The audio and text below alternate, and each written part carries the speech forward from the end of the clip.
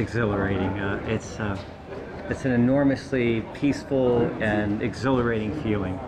Or I wouldn't have done it 12,000 times. Yeah, it's a joy. It really is. Do you do this professionally or No, as a I'm hobby? an amateur. I've been doing it like some people golf. I've been doing it my whole adult life. So for many years, I've been skydiving 45 years.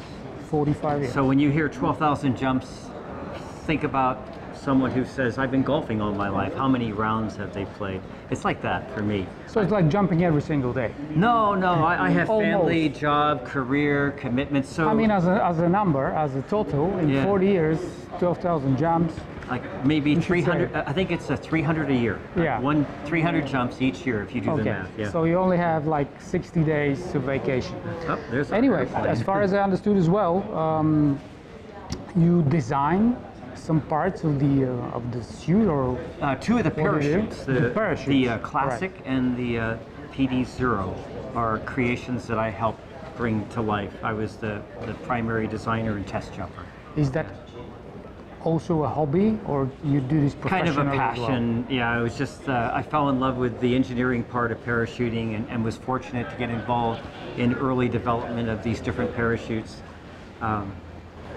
But I never made a career professionally out of manufacturing parachutes. I was always the guy that helped design and develop the parachute. All right. What do you do for a living? Because this is an expensive sport and an expensive hobby. I've been a pilot. I've been a pilot in the Air Force, the U.S. Air Force, and I've been an airline pilot for a U.S. airline.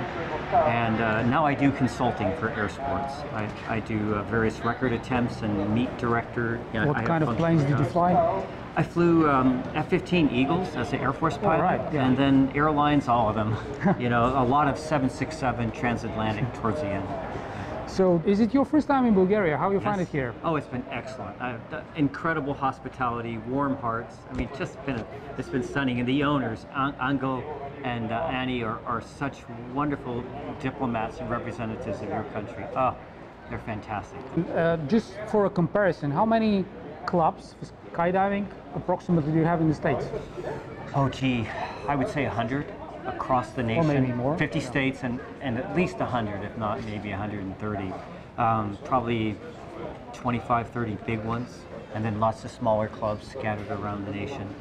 You know. Do you also fly your own private plane? I used to. I don't any longer. I have horses and children and, you know, life, that kind of thing. But at one time, when I was a young man, I had my own airplane. So it's difficult. Do you find it scary? No, not any longer.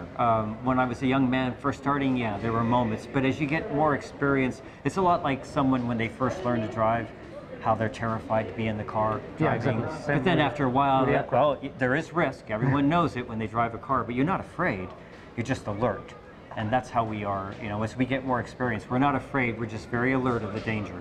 What is the single most important thing that you have to remember in order first not to be afraid and then to do it right?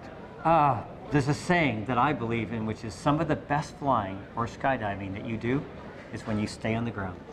When you say, I'm not going. That's actually the most important thing, is to make sure that you pick moments, aircraft, conditions that enhance safety. And if those factors aren't there, don't jump. Don't go. That's important flying. So it's decision making, as everything else in aviation. Exactly, yeah. Preventing accidents by preventing errors, by putting barriers between you and the potential of an accident. Absolutely.